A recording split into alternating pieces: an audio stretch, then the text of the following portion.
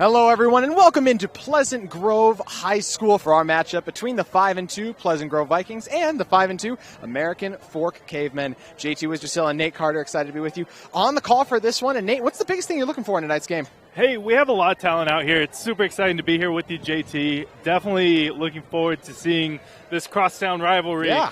Big Utah County matchup. Should be fun. Yeah, I mean, Region 4 matchups, always so much fun. One of the most daunting regions in the state. I mean, arguably the most daunting. You talk about all the teams and the talent in the state. Both these teams were doing great during their non-conference schedule and slowed a little bit because of some of those issues against region opponents. But in terms of Region 4, how do you feel like these teams stack up amongst the others? Yeah, it's fun to see. Both teams sitting at 5-2 right now.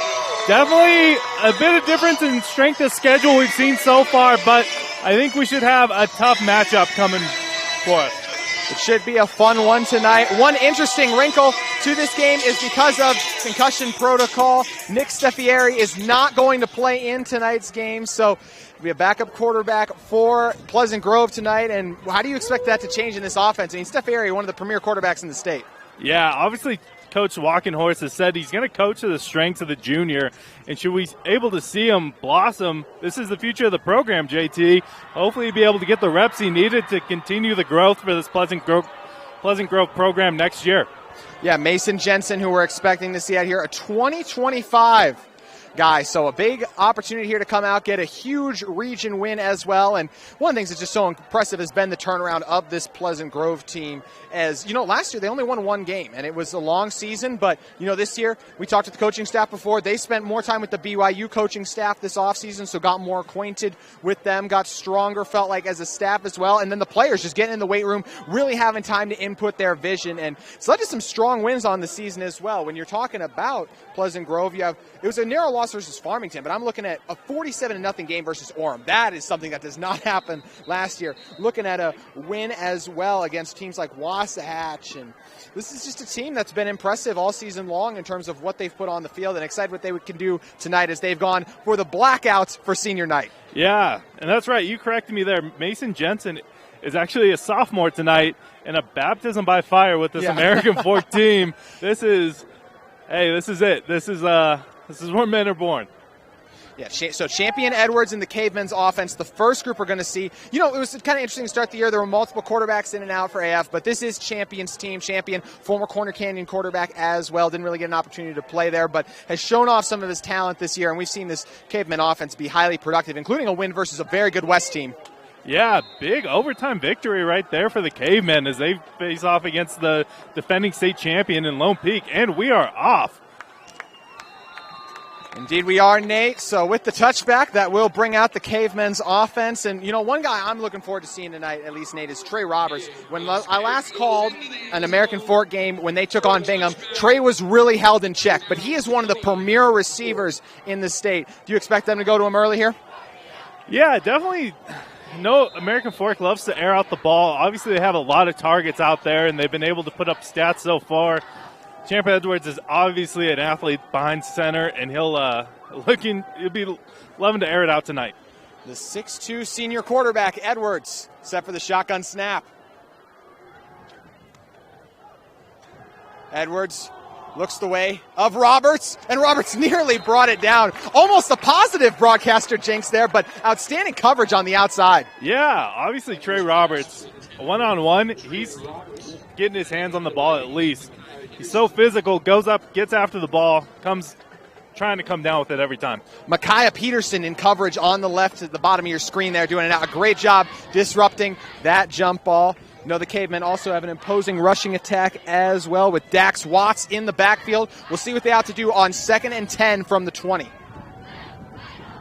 Edwards will give it to Watts. Watts following his blockers, trying to get to the edge.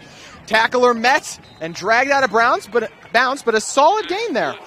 Yeah, Sean Cottle out there able to hold the edge, the corner for the Vikings, and able to hold down with 2nd and 4. See what American Fork comes out with. Sorry, it's 3rd and 4. No, yeah, the clock's a little out of sorts as well. It says 3rd and 6, so no, it is definitely much closer than 3rd and 6. Yeah, 3rd and 4, 3rd and 5, right on that edge. So we'll see what the Cavemen try to come out with. Once again, you see Roberts at the bottom of your screen. Also lined up in the slot, a guy to keep an eye on is Josh Andrus, one of the best tight ends in the state.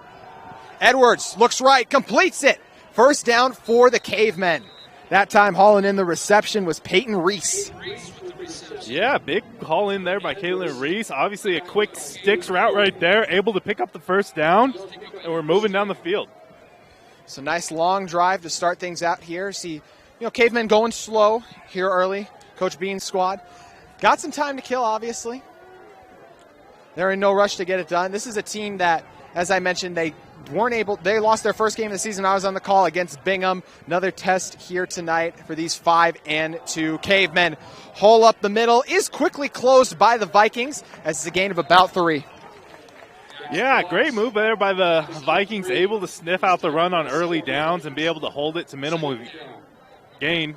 And, yes, about 2nd and 7 left for the Cavemen on this set of downs. And credit to Pleasant Grove's defensive line as well, because in terms of the weight advantage, it's obviously an American's Fork favor. You can see that, but right there, able to hold up strong, win those one-on-ones to hold them to 2nd and 7. Go back on the ground to Watts. Watts dragged down by a slew of Vikings for another minimal gain.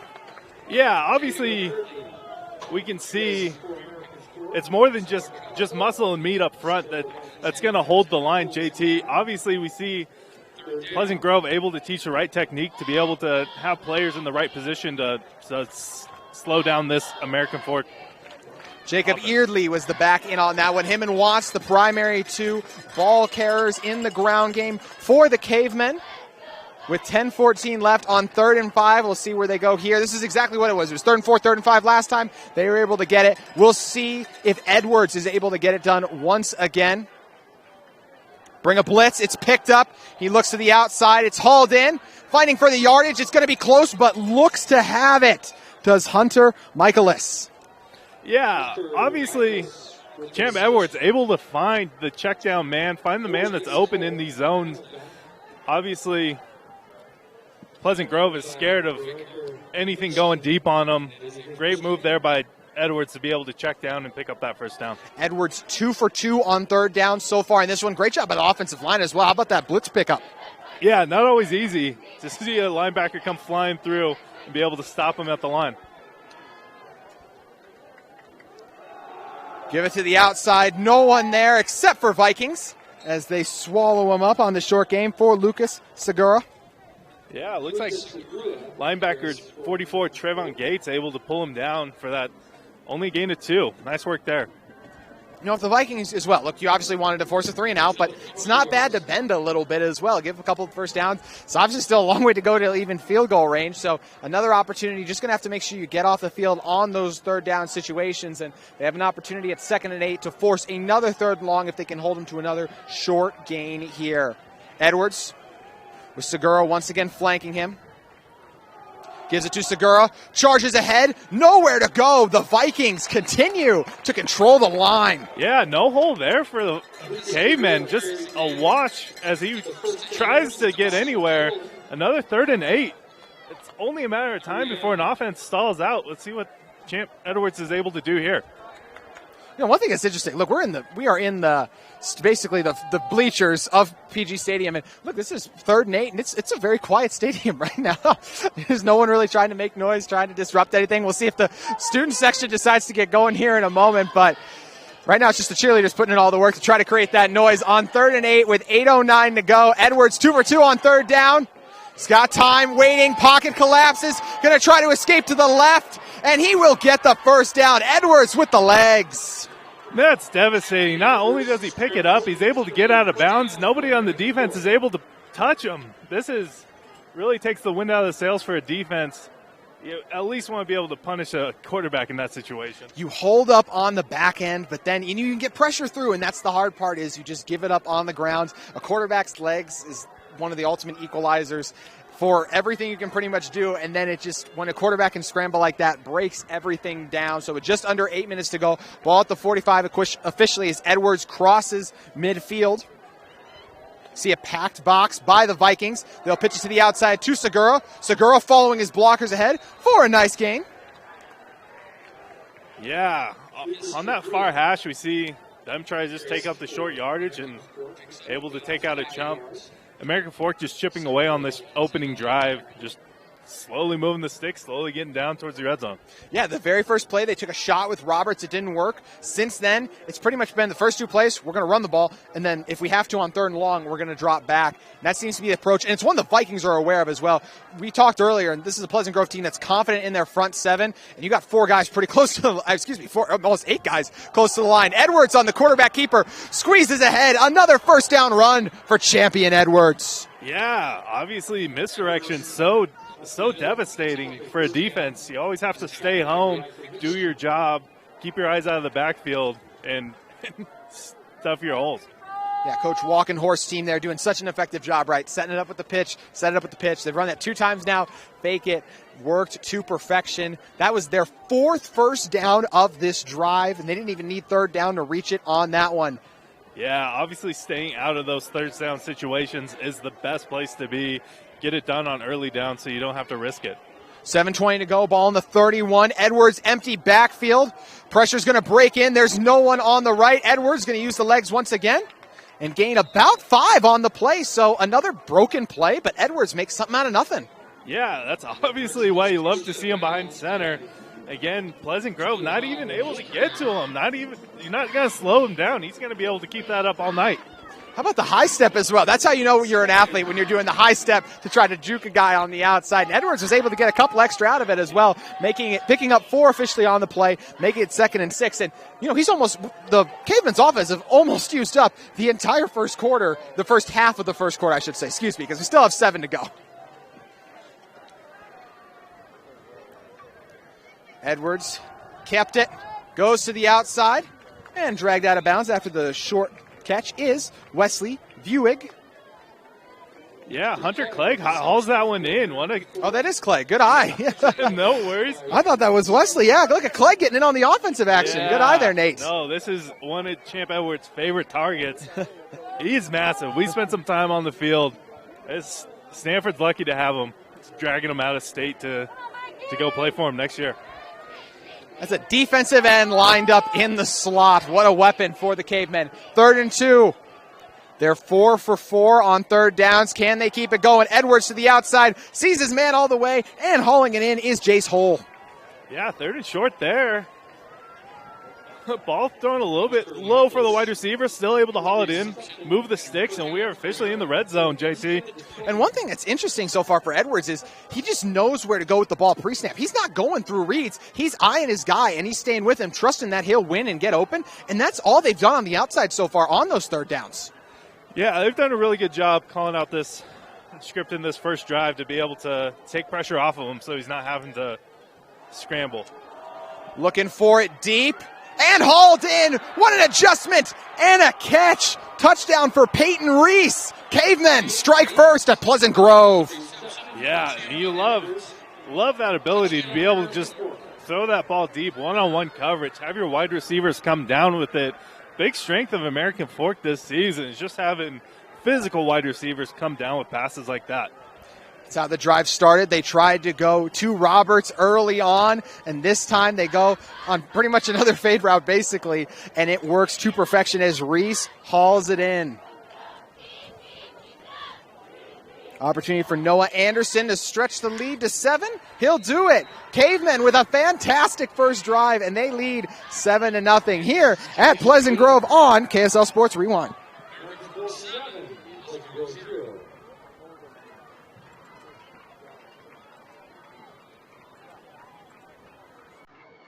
At UCCU, we'll provide you with a low-rate line of credit that makes it easy to access the equity in your home with no fees or closing costs. Simply complete an application on your phone or computer and select the low-rate option you prefer. And then sit back and enjoy the peace of mind that comes from knowing you have a low-rate line of credit. Ready for whatever life throws at you. To learn more or start your application, visit uccu.com or stop by any branch.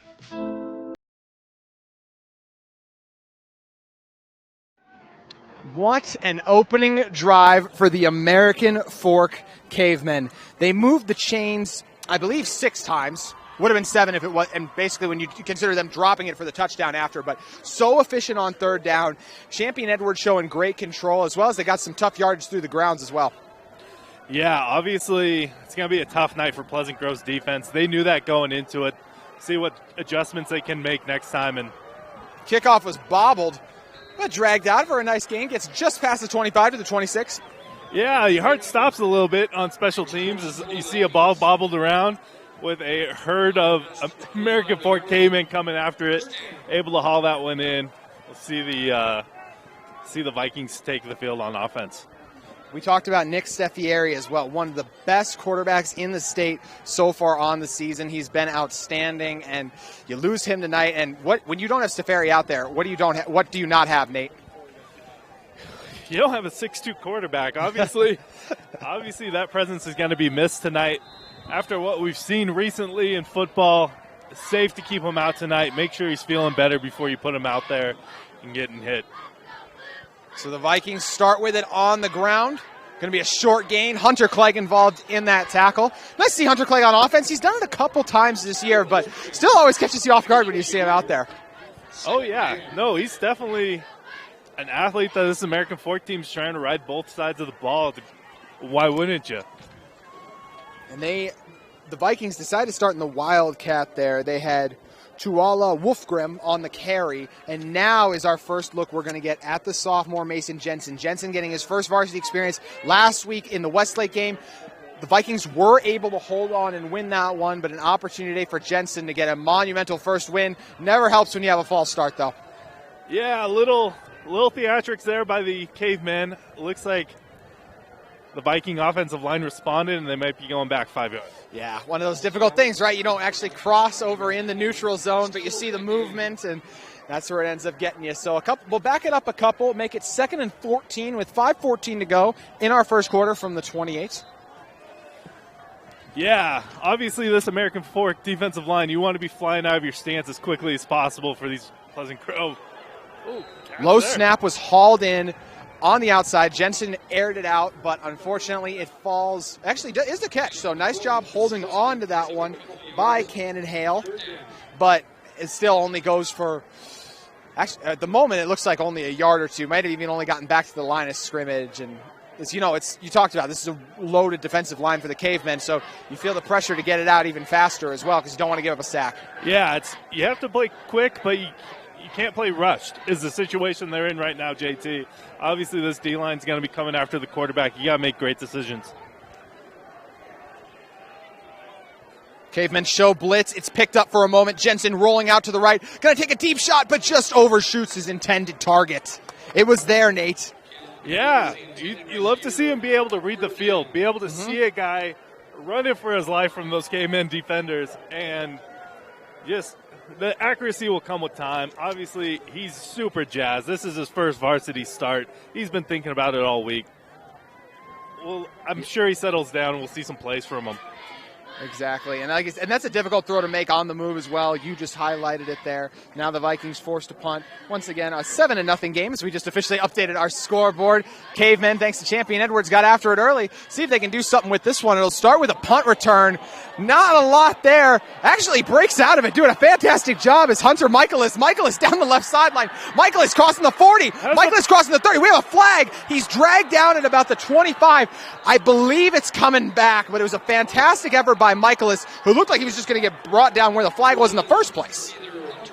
Yeah, obviously an athlete that we've seen a couple times this season able to scare special teams out there, but tough penalty to see as we see this pulled back, and another opportunity for the Cavemen to march down the field.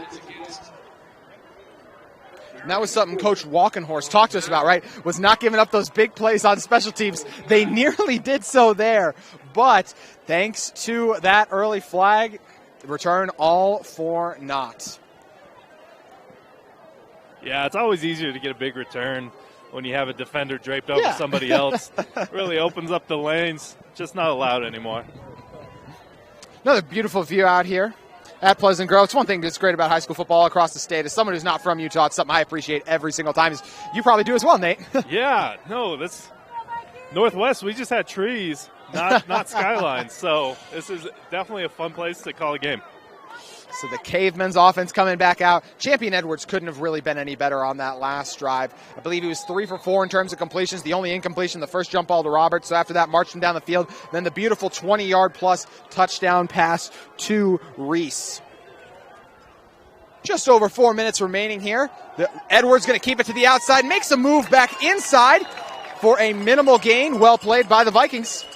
Yeah, finally Vikings obviously making adjustments. They're going to see the running on the first couple plays each series, and they're responding accordingly. And I mentioned earlier in the year, the Cavemen used lots of different quarterbacks. Going to have to do so here, as on that tackle, Edwards' helmet ended up popping off. So coming in is going to be Lincoln Jackson. Jackson, the junior quarterback, someone who's seen a lot of action this year as well. So not someone who's going to be, let's say, nervous to get his first couple reps here. Yeah, definitely excited to get that in there, show him what he's got. He practices just as hard all week. Jackson got the low snap, gets it to Watts. Watts makes a move inside. Watts showing off the burst, breaking free across the 40, finally dragged down. That was a fantastic tackle there by Thatcher Kuhn, but man, what a run and cut by Watts. Yeah, big cut there. That's dangerous. That's explosive power right there. Getting to the second level and not an easy one to take down, JT. Coach Walkenhorst going to burn a timeout. Not happy with his defense as well. He's fired up. We're going to take a timeout and let the Vikings cool off on KSL Sports Rewind.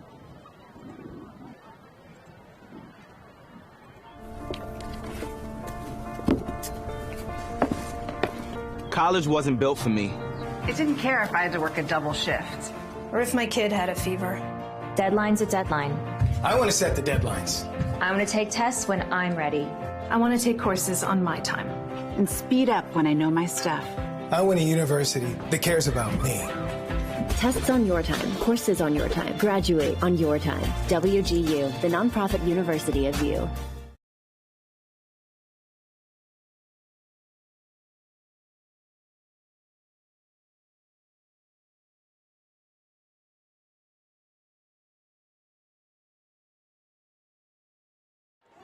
Back here at Pleasant Grove High School, where it has been all Cavemen early, and we just saw the best run of the day by Dax Watts. Watts breaking free there. And just how about the ability to not only cut, but you're obviously stopping your momentum for the cut going forward, and then still the acceleration to get that run for over 20 yards. Oh, yeah, you definitely tell an athlete when you see one. Being able to bust out a big play like that is devastating for a defense. Champion Edwards, who's been getting it done with his legs today, back on the field. Going to go to Roberts on the quick slant, who hauls it in for a gain of about 4. Yeah, great job there by the Vikings, able to rally up and make the play. Obviously, yards after the catch can be devastating. Nice stop there by him. So far, it really feels like this Cavemen offense is, let's try to run it or on the first 2 downs, or maybe we'll give Roberts a shot, and then if we need to on third, we'll look to get it just beyond the sticks, and they've been able to do it so far effectively. Edwards with 2:35 left in this first quarter, a 7-0 lead for the Cavemen, currently at the 49-yard line. They've just crossed midfield. Edwards on the quarterback keeper, rolls out to the left, trying to get to the sideline, stumbles, and crosses for a first down. The speed of Champion Edwards. Yeah, what's crazy about this, he could be playing in a mud field, not the turf. His jersey would still be bright white. Yeah. He has not gone to the ground once. Obviously, he's in shape. He's going to keep this up all night. So just short there as he went slightly out of bounds before he got the first. This team 5 for 5 on third downs already. This is the shortest one they faced on the day at the moment. We'll see if they can pick it up with Segura in the backfield next to Edwards.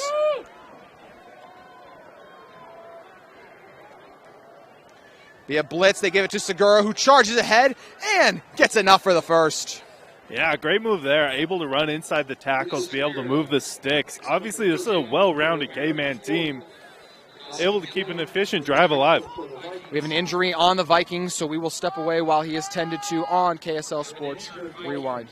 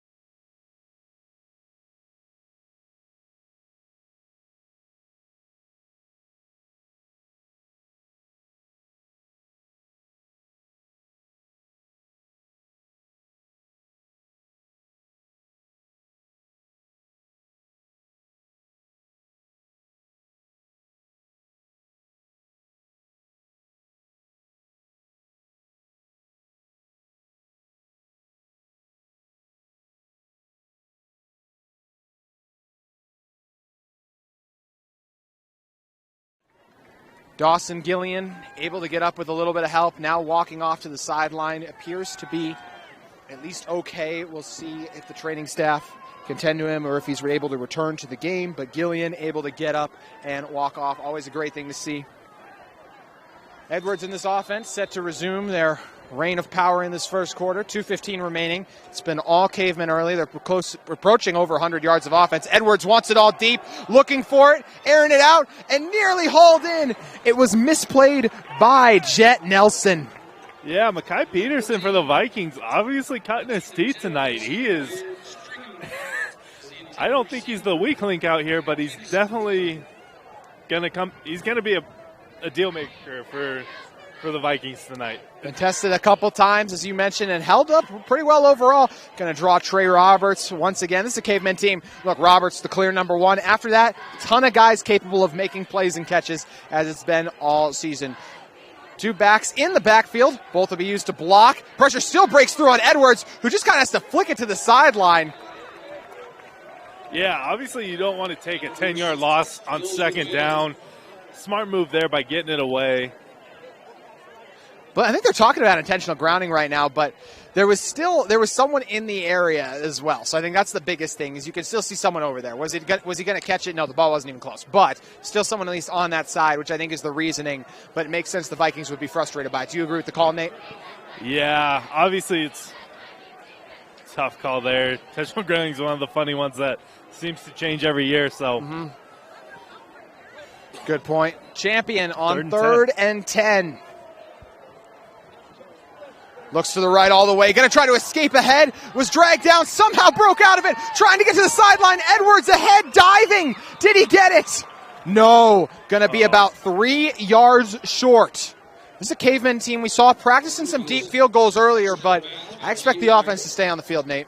Yeah, obviously in this situation, we do have the Utah rule. If you do kick it out the back of the end zone, the other team takes that at 20, so it's kind of a wash there. You would never punt in this yardage, but offense has been pretty efficient so far. I'm okay with the risk taking there early on. 4th and 4, so 4th down. We'll see if the Vikings can get what would be a monumental stop as the stadium starts to come to life a little bit. 1:15 remaining. Champion Edwards fakes the pitch, going to charge ahead. Edwards has the first. He wants more. Going to the end zone. Tries to break a tackle, dragged down at the 5. What a run by Edwards. Yeah, Sean Cottle, last man between him and the end zone, able to drag him down, keep 6 points off the board, but we have a new set of downs from the 2nd yard line. It's going to be a tough situation here for the Vikings defense. So it was 3rd and 10, then 4th and 4 because of the gain by Edwards. And once again, we see the fake pitch. Edwards charging ahead. Great job by the Cavemen, paving a lane for him to get through. And another monumental play made by Edwards in this game, who's just been outstanding here as we see him go under center for the first time tonight. Give it to the outside, and a fantastic tackle made by the Vikings. Yeah, Vikings flying through in the backfield, able to pull him down. No gain on the play. Trevin Gates, what a job. Came out of nowhere on that. Looked like it was going to be a walk-in touchdown for Jacob Eaterly at the moment, but instead a great job by Gates to erase it. Good news, we just saw Dawson Gillen just run back on the field, number 45, so he must be feeling better.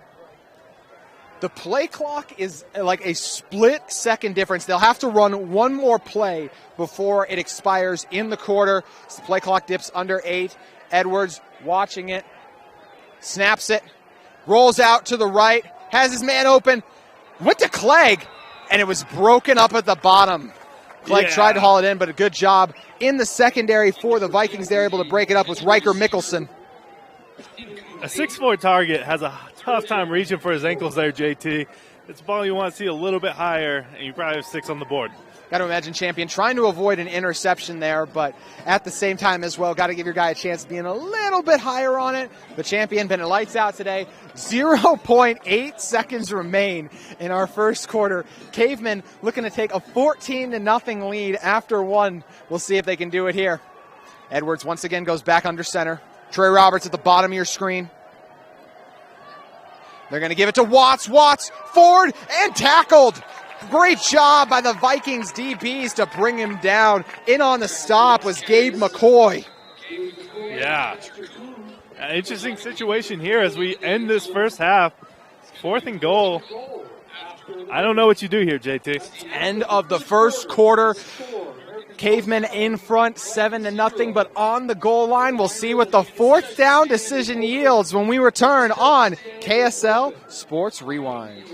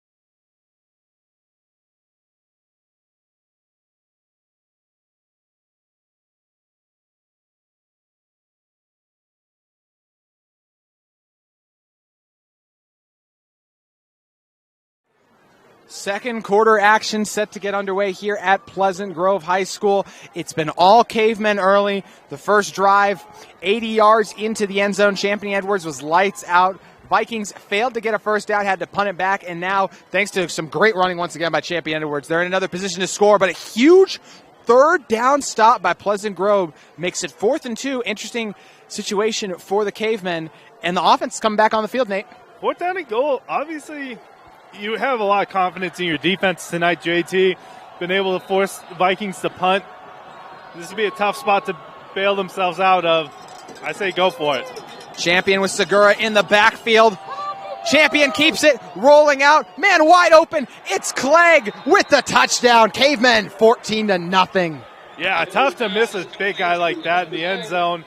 Obviously, a lot of Vikings bit there on the run, trying to 4th and goal, that's what you expect, just to die for the yardage. Been able to see a little boot there by Champ Edwards and find one of his favorite targets this season. That's the advantage of starting under center, right? You're selling out, making it look like it's going to be a run, and then you roll out, as you mentioned. Such a difficult play to defend. And Clegg, who he missed on the second to last play of that first half of the first quarter there. Yeah, it's easier to catch it without a defender on you. So yes. Credit there, able to haul it in. 14-0, Cavemen in front at Pleasant Grove on KSL Sports Rewind.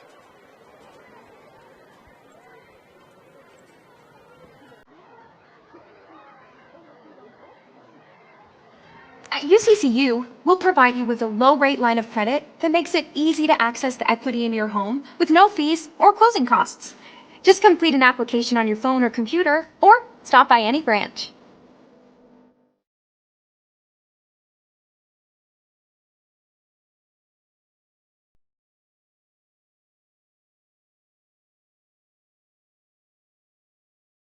At UCCU, we'll provide you with a low-rate line of credit that makes it easy to access the equity in your home with no fees or closing costs. Simply complete an application on your phone.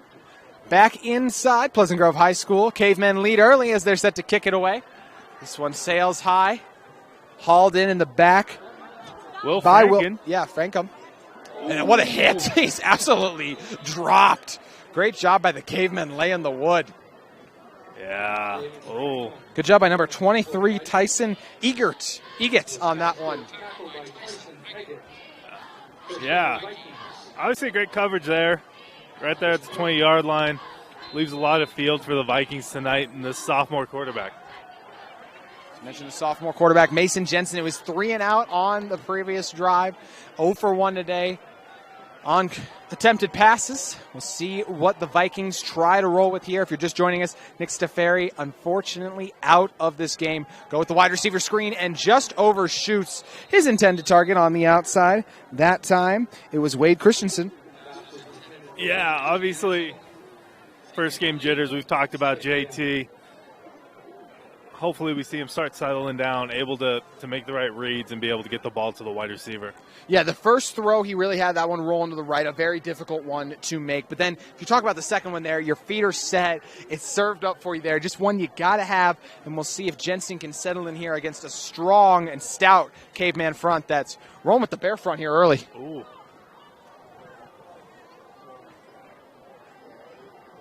Jensen drops back. Looks one way, just a miscommunication on the outside as wanted to go to Cale McCoy, and you can see Coach Walkenhorst is just frustrated. Yeah, obviously we see these have all been overthrown tonight. That's just game jitters. He's pumped up to be out here to play, get an opportunity to learn live reps against one of the toughest matchups. Looked like a miscommunication as well. I mean, you're talking about McCoy. I mean, he didn't even run that. I mean, he literally came back inside. He wasn't even 10 yards within the ball. Yeah, definitely. I'm sure everything he's been learning all week goes out the window quickly once you're right there behind center. Once the pads start hitting, Cavemen not making it easier on him. They're going to bring 6 on this one. Pressure breaks through Jensen, trying to get to the outside, tried to squeeze it down the sideline. Broken up. Outstanding coverage in the secondary by American Fork. Yeah, tough there. He actually makes contact with the wide receiver. Big defense there. We see the Vikings punt team come out here, still sorting out the woes. I think there's still opportunity for him to get on the board tonight, JT. Yeah, a lot of time left in this game, and all it takes is one turnover as well to completely change things. And look, for American Fork, it's outstanding job by the defense, but that was the best throw we've seen Jensen make today so far, just better coverage by the Cavemen. Punt is straight up. This one not going to go very far. Fair called for on the catch. It's bobbled. A scrum for the ball. Who's going to come out for it? Looks like the Cavemen were able to get on it. That was a quick call by the official as well. That was the exact turnover that the Vikings needed, just not able to come up with it. Yeah, obviously a situation there. That's one way to get a first down is have the return man bobble it and be able to scoop it up there. I mean, if they would have gotten the ball back, would have been their largest gain of the day, to your point. Hey, anything to move the chains. 11:27 remaining here in our first half. 14-0.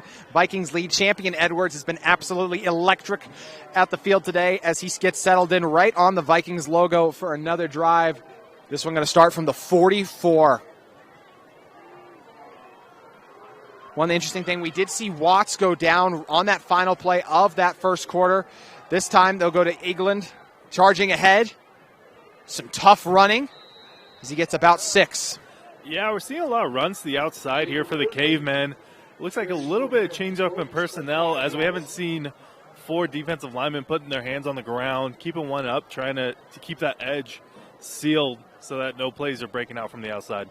Also misspoke. That was Eaterly on the carry there. Looked like he got 5 on it. Yeah, Dax Watson, right at the end of the first quarter, we saw him on the sideline for a great tackle second. by the Vikings on that one. Yeah, I'm still waiting for him back in the game. Edwards gives it. Another tough run by Eaterly. This one, not as many yards yielded. Gain of about 2. Good job by the Vikings defensive line, able to close on it. Yeah, obviously, 3rd and short. Been great opportunities for the Vikings, but have not been able to stop them in this situation. 3rd down, 4th down, been no problem for Champion Edwards in this offense. Gotten a ton of guys involved. They bring Segura, kind of their back. They bring in these short yardage situations. We'll see if they decide to pound it. Also see Edwards in the gun. Yeah, empty backfield. Edwards waits, going to charge ahead. The speed of Edwards, spinning for the extra yardage. Another first down on the quarterback draw for Champion Edwards. Yeah, had that wingback able to follow right up the hole as he's able to move those chains for another first down. Good job by the Cavemen charging ahead. And the entire Cavemen offensive line has been outstanding early. Every time they've needed tough yardage or Edwards has needed protection, pretty much only one time I can recall earlier when it broke down, they have been lights out. Yeah, definitely A lot of positive yardage plays for these Cavemen offense. Edwards looks all the way for Roberts, and you're going to see all of the flags coming onto the field as he was absolutely held on the outside. Yeah, tough situation there. Cornerback obviously not trying to get beat, getting his jam in, but when the wide receiver breaks, you have to let him go. Yeah, Roberts, such an electric guy off the release, able to create the separation. Nothing you can do there but grab a hold. And at the end of the day, a flag's better than a touchdown. Yeah, when you're beat, definitely moving the sticks is better than giving up 6. So 9:35 remaining in this one. He's going to call defensive holding, officially the call. He was held. Roberts was held before the ball was really thrown. So holding the right call there for me. Yeah, obviously a great call there by the officials tonight.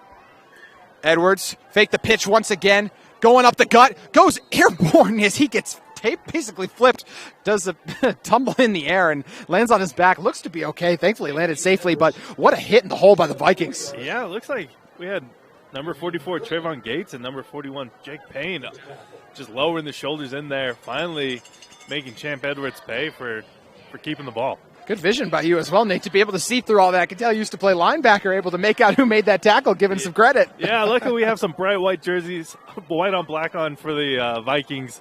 Easy to pick them up, rolling off out of the pile. Edwards faked it, pulling back on play action all day. The play finally breaks down. Edwards going to air it out into the end zone, but just decides to throw it away. Smart decision. Yeah, obviously. Yeah, just throwing the ball out of bounds there is a great play. No risk in throwing a bad ball and giving the Vikings a chance to get an interception on you. Yeah, I mean, a great job by the Vikings secondary. They were able to hold up, and the Cavemen's offensive line did their part. It took a while for that pressure to break in until Edwards was finally forced out of that pocket to the right, and there's a lot of quarterbacks in the state. That's a sack as well. Edwards just able to get out of it. Yeah, obviously coverage situation there.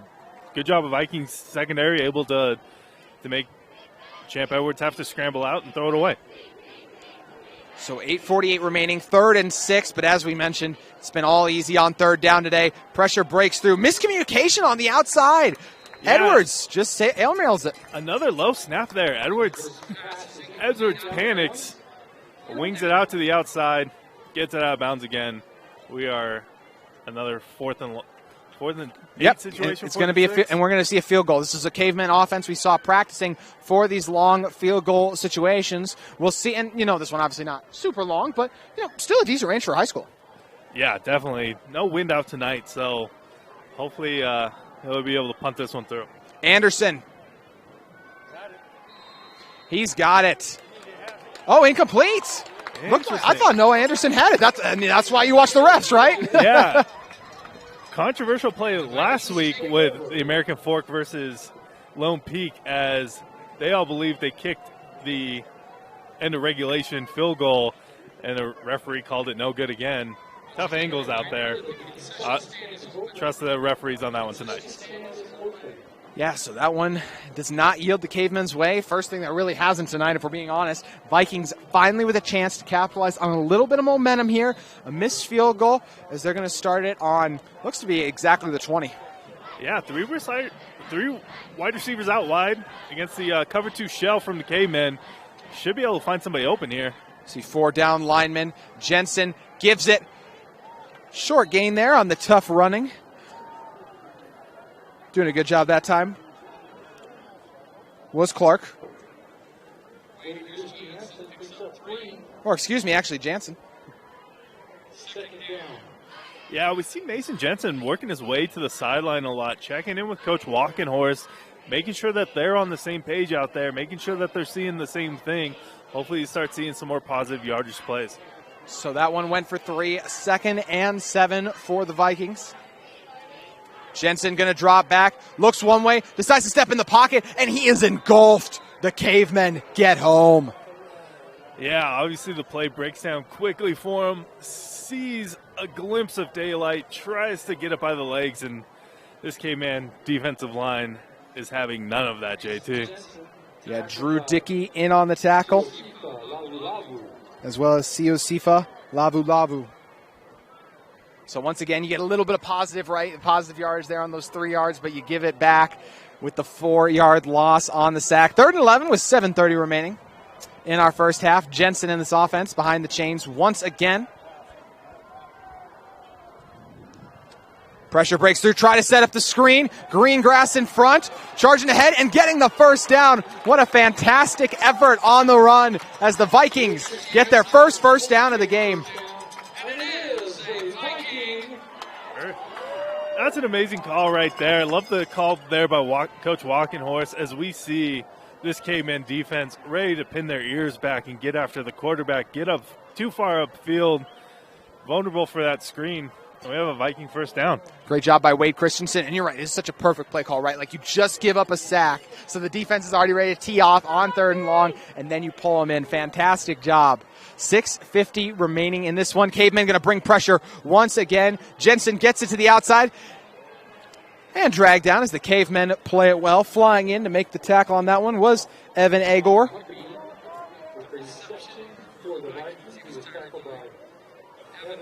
Yeah, it looks like they're giving a gain of 1 yard on the play there. Obviously, love to see the sophomore quarterback starting to connect with wide receivers, hauling it in. Obviously growing that repetition that you need to start putting points on the board. Shout out to the American Fork Cavemen student section as well. They've come out here in good support. We mentioned region rivalry. Not too bad of a drive for them, so good to see the Cavemen coming out to support. 2nd and 10 for this one. Go back to Wade on the carry. And another strong run for Pleasant Grove. Their biggest of the game. What a job charging ahead on that one by Jaden Wright. Yeah. Run right up the middle on this Caveman defensive front.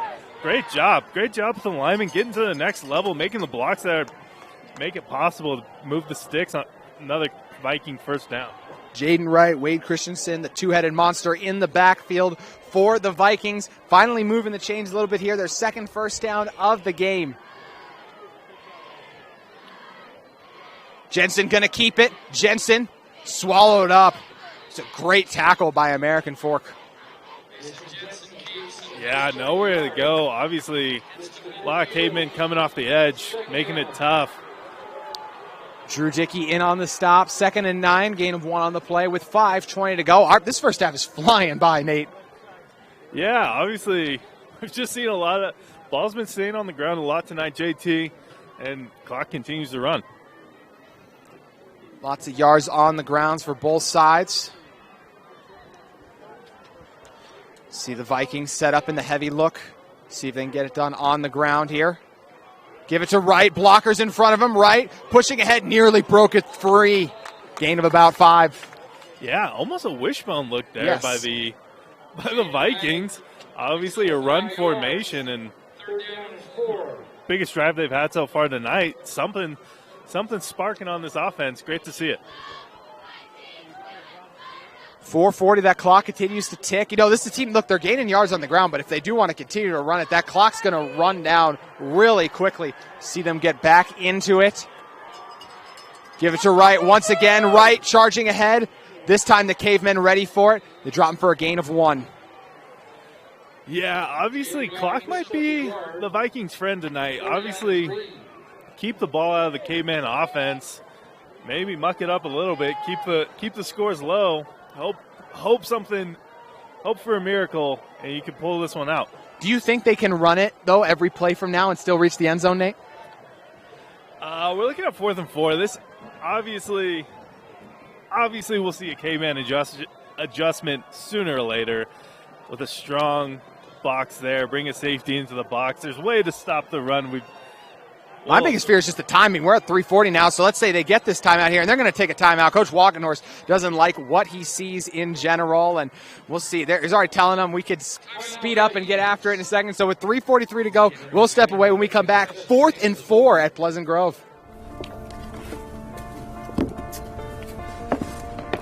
College wasn't built for me. I didn't care if I had to work a double shift. Or if my kid had a fever. Deadline's a deadline. I want to set the deadlines.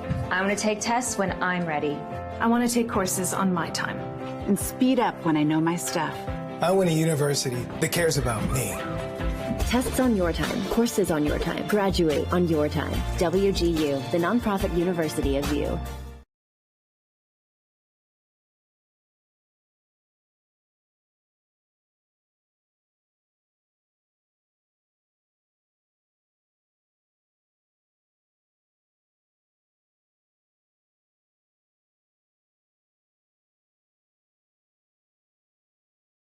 4th and 4, Nate. What do you think we're going to see here? Yeah, obviously we've seen a lot of power run situations here. They're lined up, ready to go for it.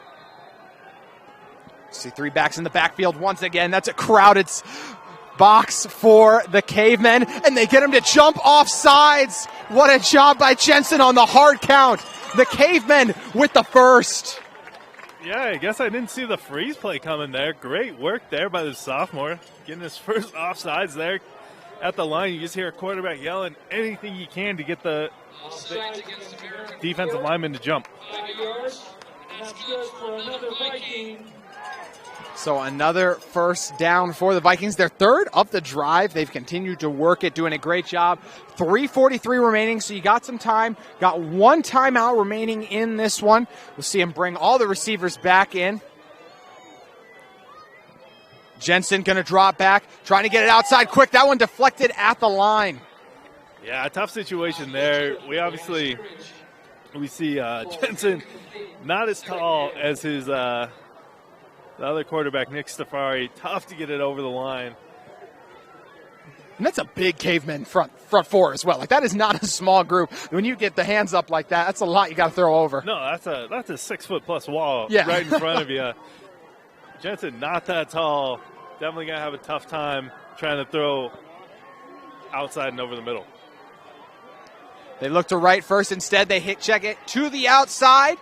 But another short gain. But then we see a flag come in late. And also a fantastic throw by our official, I might add as well. That one sailed about 20 yards on that flag throw. Oh, yeah. Right there in the glory days. See what he saw out there. Late call as well. Catch hauled in by Cale McCoy. And the Vikings have started to back up. Tough one for them.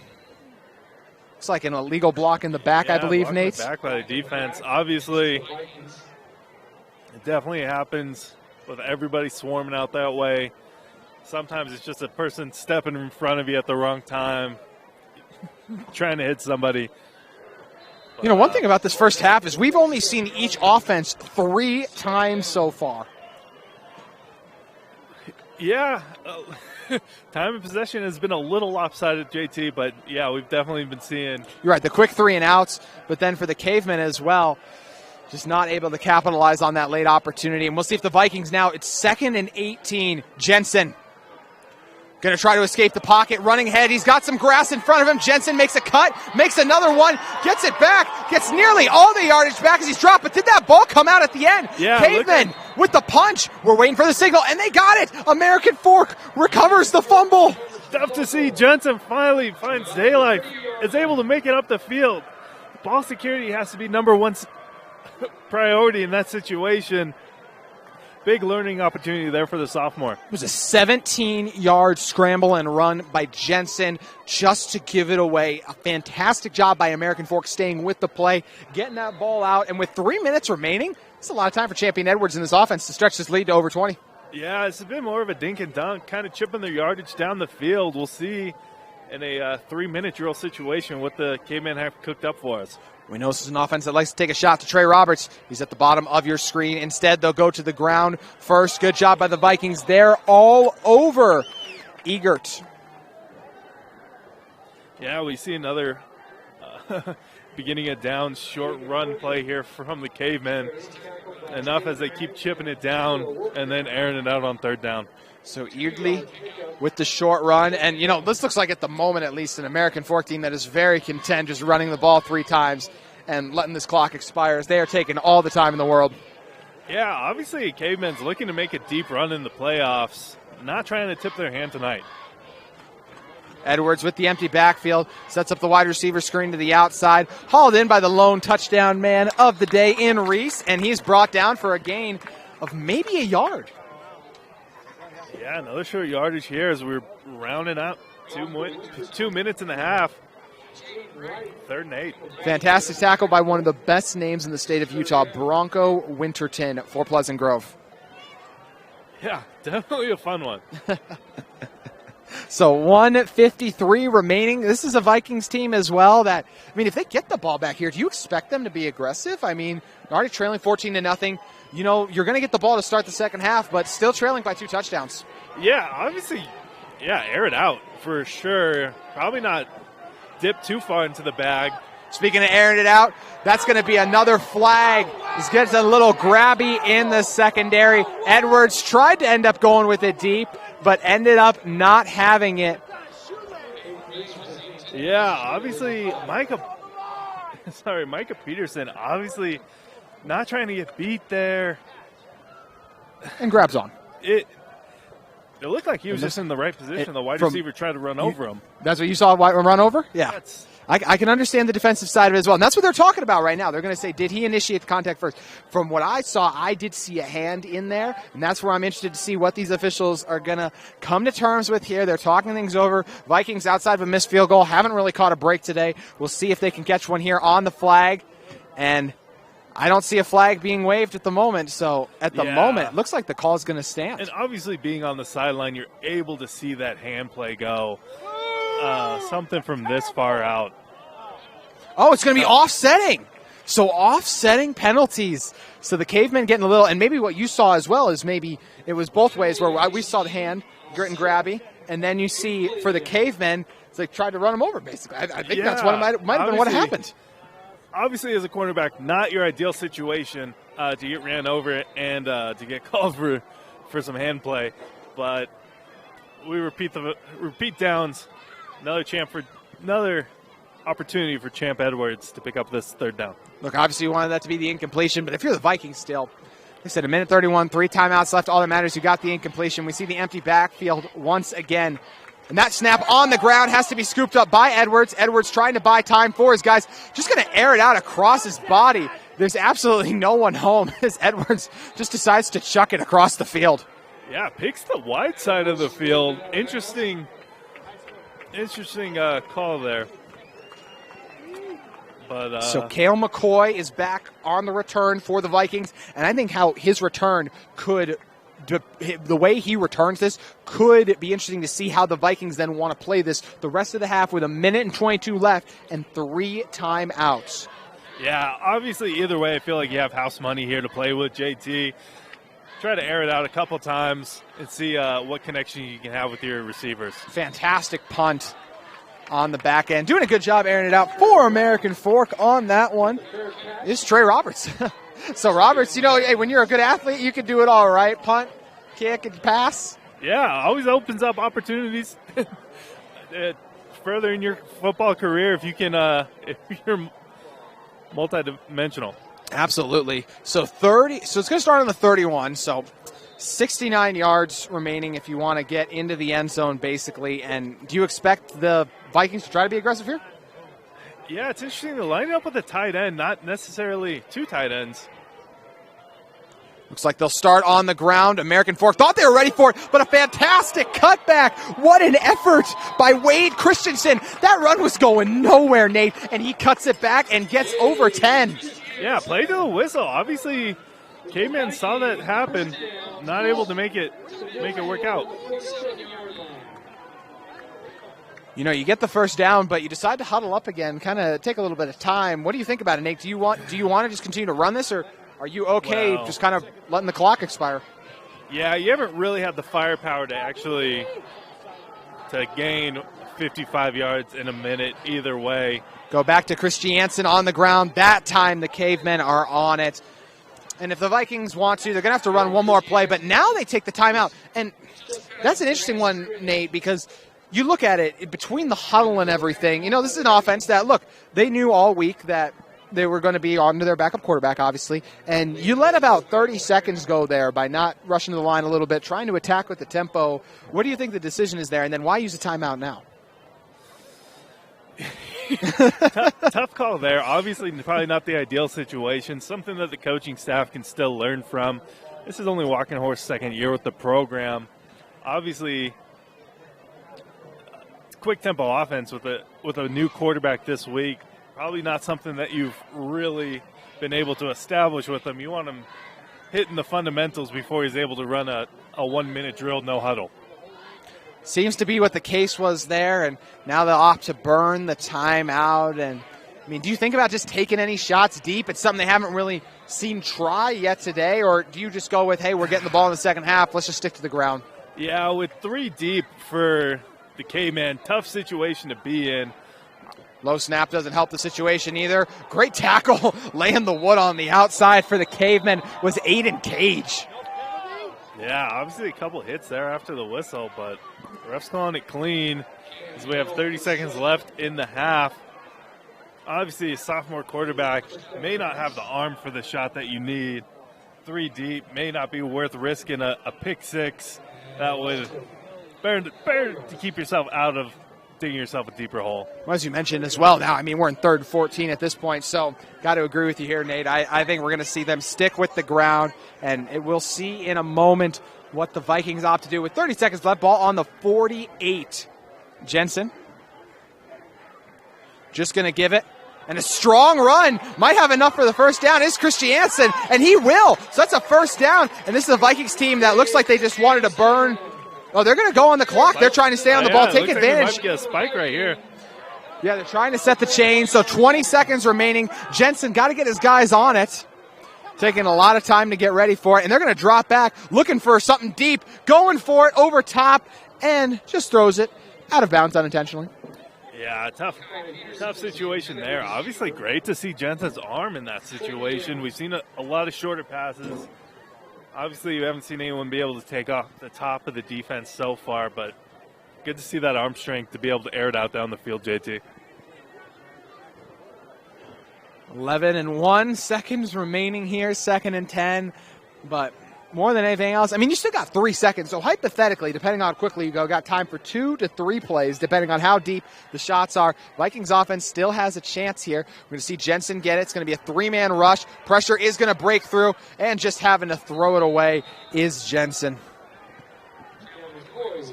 Yeah, great move there by moving it out.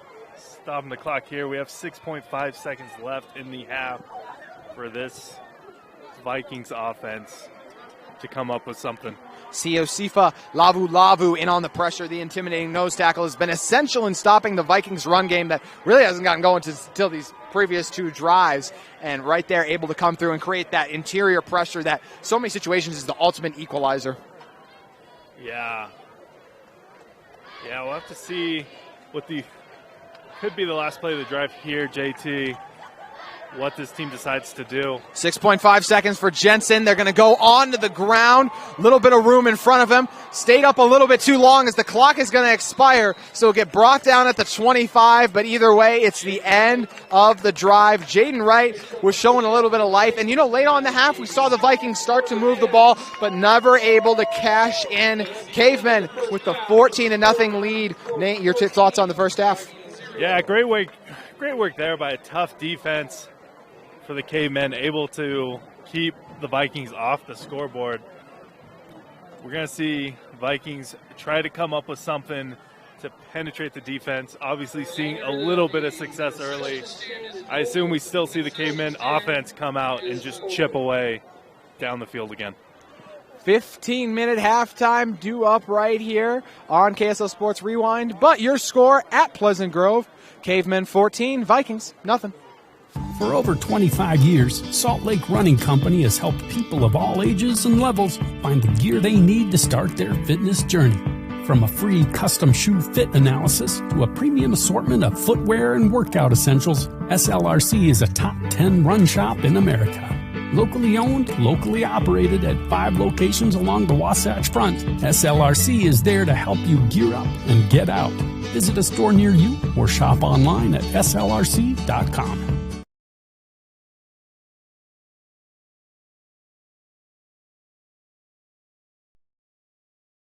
At UCCU, we'll provide you with a low-rate line of credit that makes it easy to access the equity in your home with no fees or closing costs. Simply complete an application on your phone or computer and select the low-rate option you prefer.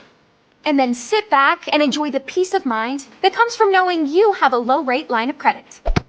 Ready for whatever life throws at you. To learn more or start your application, visit uccu.com or stop by any branch.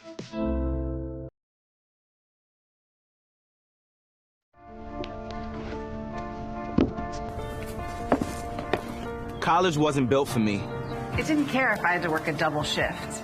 Or if my kid had a fever. Deadline's a deadline. I want to set the deadlines.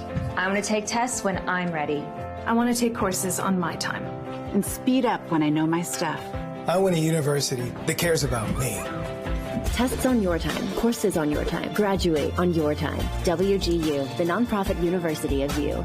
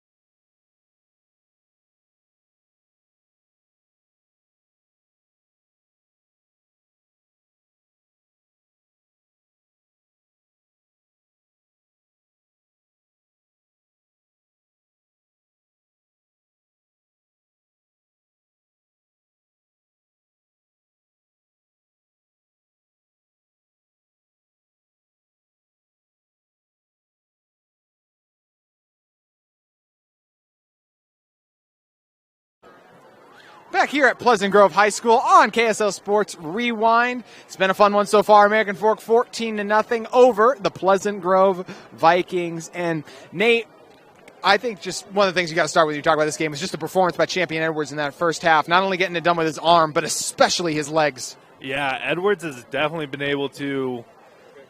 It's tough to call him a game manager, but that's what American Forks asked him to do tonight. Be able to hand it off, make the simple reads, be able to get the ball down the field. They've got 14 points on the board. Had a couple missed opportunities with field goals to run up the scoreboard a little bit, but having a great performance. You're right. How about, the job with his legs as well. Like you said, like a lot of the throws have been pretty simple, but how many plays have broken down and Edwards makes something out of nothing? Or those 4th and 3 and Edwards charges ahead and gets it. Yeah, we've seen the Vikings try to sniff out the run, and he's been able to pull some keepers and grab first downs that way too. As we boom it away, the Vikings are ready to get it, looking to get back into this one, trailing 14-0. Try to get to the edge, to the outside, nearly got it until he was finally stepped out. But a phenomenal return on the outside to get things underway for Pleasant Grove. Yeah, you love to see the ball in athletes' hands. Will Frankham able to get some better field position for the Vikings, see what adjustments the coach has made in halftime, and see what the Cavemen defense does to respond. That's what will be interesting to see, the response here from the Vikings. What do you think the Vikings are going to try to do to efficiently move the ball here? Something they struggled on their first 2 drives, and then the latter 2 finally got working a little bit, but penalties killed their drives. Yeah, we see a lot of success running between the tackles. We see another success running to the outside. Tried to go for the stiff arm. A nice tackle made there, but another strong run for Jaden Wright. Yeah, obviously the outside run game isn't super efficient, but does do a great job wearing out a defense. Those defenders all hustling to try to get it out to the sideline and be able to stop it out there. Something that will definitely wear them out over time. Wesley Buick on the tackle. Nate, I'm not going to lie to you. I thought that was a lot longer than it was. That was a lot of running for a 3-yard gain. Yeah, definitely when you see something bounce outside, it takes a little bit longer to go a shorter distance. So Mason Jensen, if you're just joining us in, the backup quarterback, a sophomore. Quick pitch and throw to the outside. Gets about 3 on the play as he connects to Cannon Hale. Manageable third down here. I'd love to see that ball a little bit more in the breadbasket, as they say, JT. Able to have him allow the wide receiver to run after the catch. Good job holding on to it. See what they've cooked up for third down. Third down has been a struggle for a lot of the day for the Vikings. It's been the inverse for the Cavemen. They've been incredible on it. Only forced to punt 1 time on the day. We'll see if the Vikings can pick it up. 3rd and 4 from the 38 with 10:34 remaining. Pressure's going to come from the outside. Jensen gets rid of it quickly, but there for the tackle are the Cavemen, dropping him short of the play, and a little bit of extracurricular shoving after as well, but a phenomenal job on the stop there by Tyson Eggett. Yeah, not able to get there. 4th and short. Interesting opportunity here. We've seen success from the Vikings running between the tackles. Looks like we might be seeing the punt team. And it makes sense, right? A lot of time left to play in this game still, Nate. And one of those things, you're at midfield. This Cavemen offense already been rolling. But you do worry about putting the ball back in Champion Edwards' hands as well, right? Yeah, definitely. That's why I say I guess I'm a gambling man, JT. I would have tried to QB sneak in this situation, but end over end punt, fair catch called for. You can see the Caveman offense. So we'll start it at the 21 for American Fork, and we mentioned what a job that Champion Edwards has done to start this game so far, but it's been all the running backs have basically gotten into it. Daxon Watts exited at the very last play of the first quarter, so we're not sure if we're going to see him going forward in this one, but still some tough running backs when you talk about Lucas Segura as well as Jacob Ederle, and we know these are Cavemen receivers as well, capable of creating that separation on the outside. Yeah, definitely a tough matchup for the Vikings defense, as there's so many ways that this Caveman offense can break off chunks of yards down the field.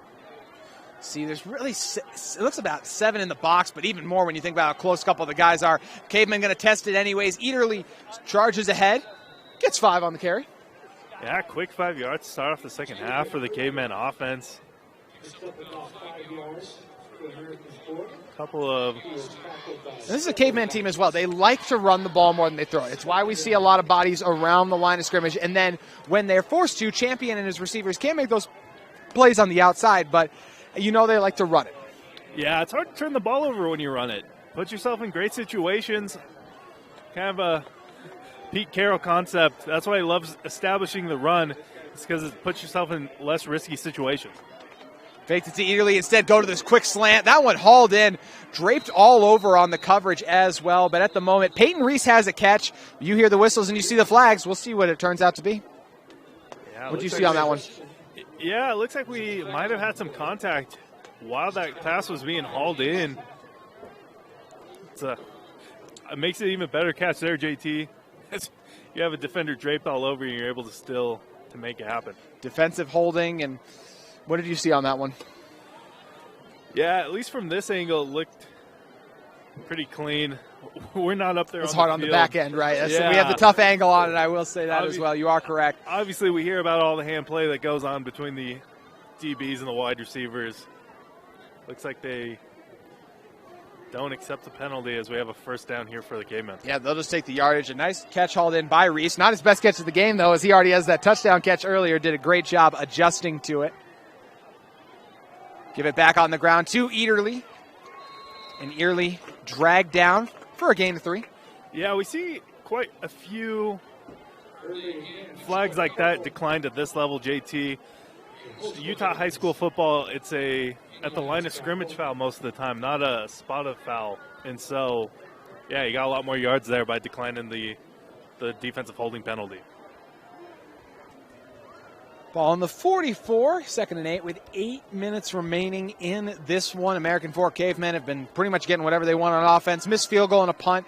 Pretty much the lone blemishes on their record. They had 2 long touchdown drives. We're going to go back on the ground to Eaterly, and he is swallowed up. Good job by the Vikings. In on the tackle that time, doing a good job is Thatcher Kuhn. Yeah, number 13, able to make the stop at the line of scrimmage, bringing up a long 3rd down. Not a situation you love to be in. Not a situation you'd love to be in at all. It's 3rd and long if you are the Cavemen. Last time we saw this team in 3rd and long, they were able to generate a little bit of something, but we'll see if they can do it here again. The last 3rd and long we saw in the first half, they were forced to punt on. See if they can move the chains on this one. Edwards alone in the backfield. Going to see a late blitz come in from the corner. Hauled in by Roberts. Roberts makes a move for the first down. Stop and start by Roberts. Gets him the first. Yeah, quarterback not wanting to be beat deep. Plays soft on the wide receiver.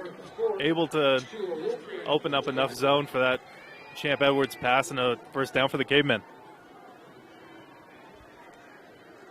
So now under 7 minutes, and look, this is a Cavemen team. They've been taking their time since the very first drive, and now even more inclined to do so, right? Got the 2-touchdown lead. You're efficiently moving the ball, and why not take your time, right? Yeah, win's a win, JT. Doesn't matter how many points he's put up. See the bunch set, a lot of bodies there as charging ahead.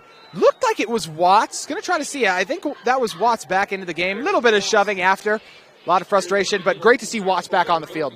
Yeah, refs letting him play tonight. Been to a couple West games. That does not fly up in Salt Lake City. Yes. Crazy to think we only have 2 more games left in the high school football season after this one as well, Nate. Season has just flown by. Yeah, but fall has not come. We barely had to put on a jacket by halftime, JT. Weather's been great out here. You're tougher than me, Nate. I got gloves on right now. Champion on 2nd and 6 with 6:03 remaining. Gives it to Watts. Once again, Watts stopped. Flying in to make the play was Bronco Winterton. Big stop there by Bronco. Another 3rd down for the Cavemen. See what Champ Edwards, ball in his hands. They always have a chance to pick up a first down. You got a player like Champ, you absolutely do. Been lights out on 3rd down, whether it's scrambling to put his team in position to convert a 4th down, just scrambling to get a first down, as well as doing a good job getting it out to the outside. The last time they were in the 3rd and long situation, it was hauled in by Trey Roberts. Roberts, you're going to see in that bunch set to the left side of your screen as the back left receiver. This time they pitch to the outside. Watts sees green grass, tries to cut back, and he'll get nothing. Great job by the Vikings to bring him for a stop. Yeah, big third down stop there for the Vikings. They pitch it out to the running back with a bunch of wide receivers in front of them, not able to pick up enough blocks to get the ball across for the first down. So decision if you're the Cavemen, and looks like they've already made it. They're going to keep the offense on the field. Have not failed yet today to get a fourth down completion, so they'll try to here. Edwards going to stop the play. Play clock 6 at 18 at the moment, so a lot of time for Coach Beam and his team to get the play call in. Aaron Beam, the leader of this team. Send the blitz up the middle, trying to get it to the outside on the quick throw, and it's incomplete. Fourth down stop for the Vikings. Yeah, big stop down for the Vikings. I love to see the Cavemen put themselves in those pressure situations. Those reps you can't get at practice and pay off big once the playoffs come along. What's amazing is just because of the style these two teams play, all right, it's run, then pass when you have to. We are already at 4:34 remaining in the third quarter. So time, still a lot of it if you are the Vikings, but, it feels like you got to get some type of points on this one, right, Nate? Yeah, definitely a big See a lot of lines, hands on the line of scrimmage as they're going to try to bounce it to the outside, making a great tackle on the outside for the American Fork Cavemen. On that one was Caleb Peterson. Yeah, number 7, Caleb Peterson making plays tonight, able to sniff out the outside run and make a stop there. Wade Christiansen just unable to squeeze away. Christiansen we've seen get a lot of carries today. He's only a sophomore as well. So when you talk about Christiansen as well as Jensen, some bright spots on this offense for the Vikings. Yeah, future of the program. Love to see the reps this early and hope to see him continue to build up the talent. 2nd and 10, so no gain on the previous play, as we'll see Mason Jensen going to bring 5. He's got a little bit of time, steps up before he's dropped. Big time sack by American Fork. That time able to take it is Waki Fuilongi. Yeah, big stop there. Wraps him up, tackle for loss. We push back 3rd and long. Tough situation for the Vikings. Yeah, Waki Fuilongi doing a great job getting inside and creating that chaos there. Longi, a junior, 246-1. That's a lot on the inside. Yeah. Shows off the power, gets the sack. I believe the 2nd of the day now for this Cavemen front. Yeah, able to shut off a blocker and make a play at the same time. Big move there. We said you got to have points on this drive. It is now 3rd and 14 for the Vikings. We'll see if they can find a way to move the chains on this one. Cavemen show pressure. They're going to bling it. It breaks through right away. They get it on the screen, but a great job fighting through the blockers to make the stop is Aiden Cage. Yeah, excellent job there by the secondary. Able to read the screen, rally up, make the play. 4th and long. We're going to see the punt unit here for the Vikings. And I know you're a defensive guy. This Cavemen's defense, is every point in the game, it feels like they've just been outstanding. Yeah, and it's not, I guess you would say flashy. It's just guys doing their jobs. Exactly. Punching in 9 to 5. Love to see that in the defense.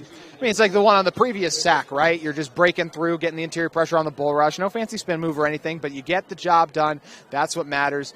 This punt, going to be a modest one. I think Moose Bingham would be a fan of it. Unfortunately, Moose would not be a fan of the bounce that one took, and Vikings wait a little bit to touch it as well. So going to be a start for the Cavemen on this drive coming up for this one. We'll start at the 44. Yeah, tough situation. Obviously, half the sideline saying get away from it, half the other sideline saying jump on it. A little confusing when you're on the field, JT. Both these teams came in this one 5-2. It's an American Fork team on the season. They've scored 170 points. They've allowed 119. But since region play started, they're 1-1 in region play. You got the win versus Westlake that they were able to get American Fork. The win versus Lone Peak and then the loss to Corner Canyon. The win versus Westlake actually belongs to Pleasant Grove. They got last week, and before that, they suffered a tough loss to Lone Peak. Give it to the outside to Segura, trying to go ahead, but the Vikings all over it, and they'll swing him back for a loss. Trevin Gates been the star of the defense tonight for the Vikings, able to hold his edge. He's the last man for the outside.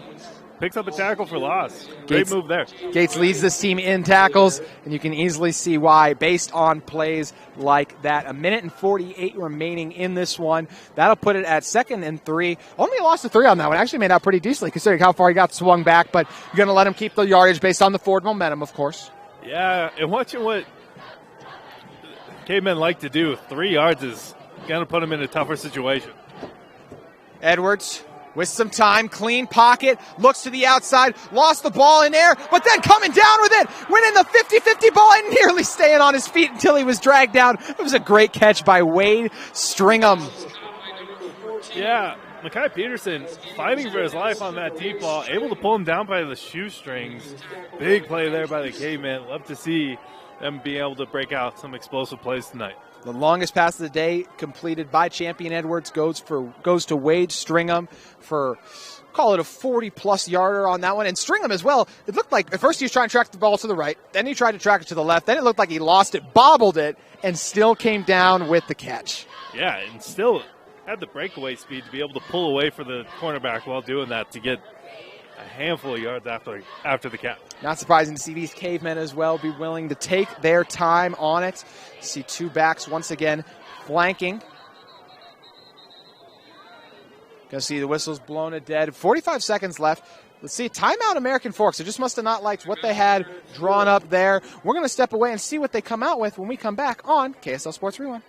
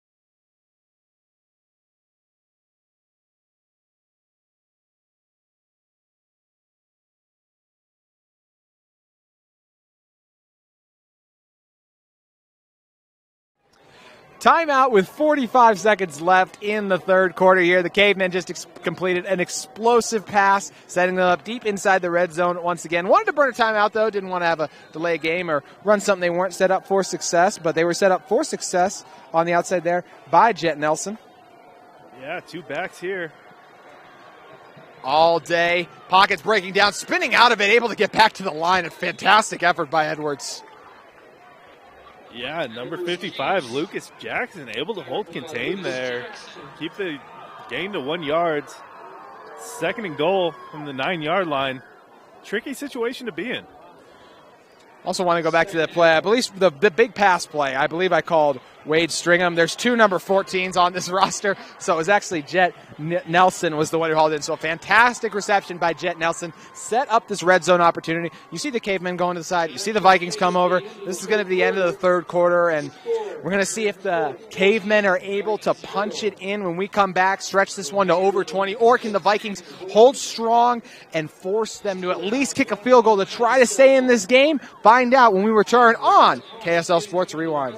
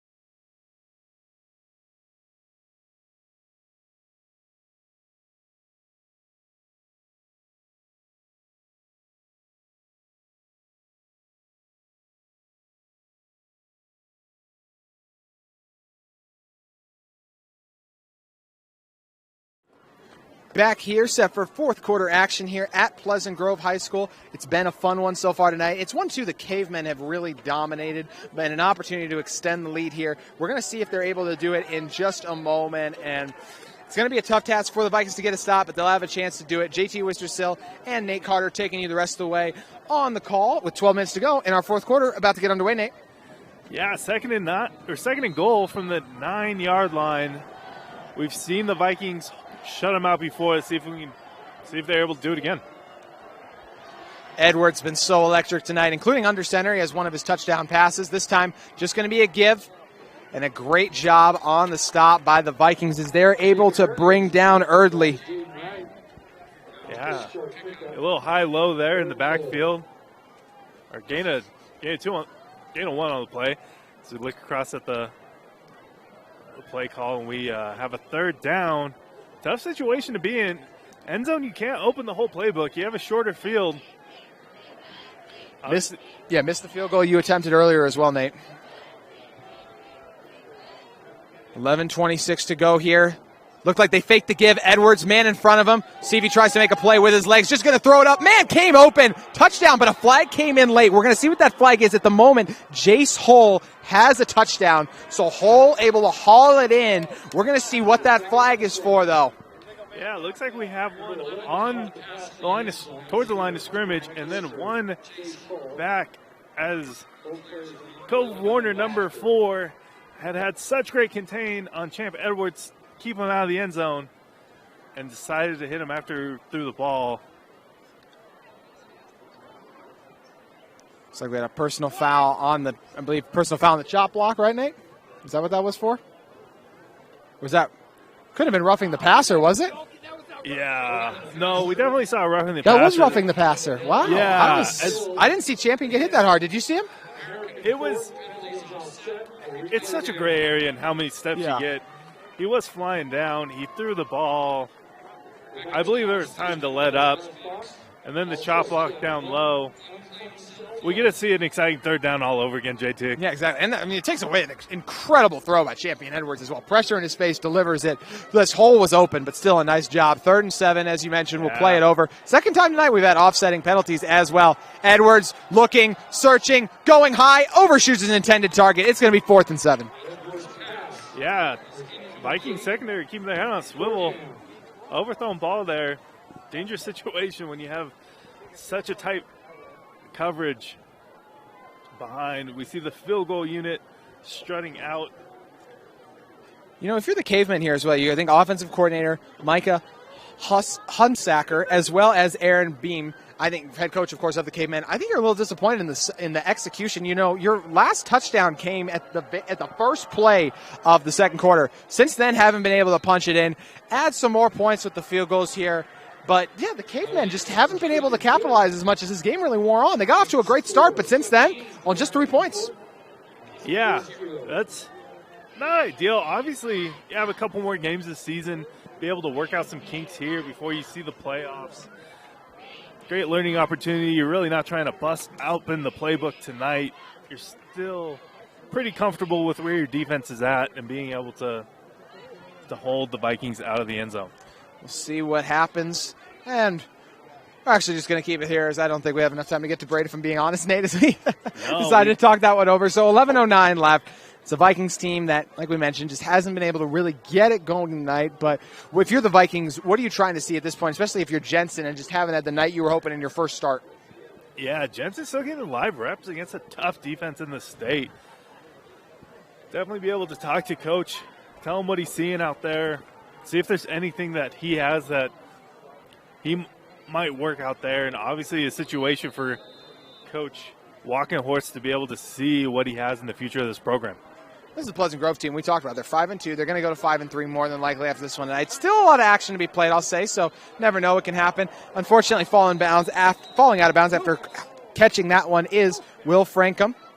And one thing as well, just for this Vikings team, I mean, look at them on the season, 217 points scored, only 47 allowed. We talked about last year, just one win. So is this year going to be different? The answer to that was yes. You look at this team, 19-14, a loss to Farmington. Farmington, for my money, is one of the 3 best teams in 6A at the moment. So you talk about that. Then you get the win versus Green Canyon, win versus Ormond dominant fashion, win versus Wasatch. We get another win against Riverton as well. So you have the game versus Lone Peak, really also a loss. We're going to see a short run go there, but this is a Vikings team that has been really good all season long, and I think still has some chance to make some noise in the postseason as well. Yeah, obviously, American Fork has beaten tough teams. This is a tough team to face against. Nearly beat Lone Peak, as you mentioned earlier.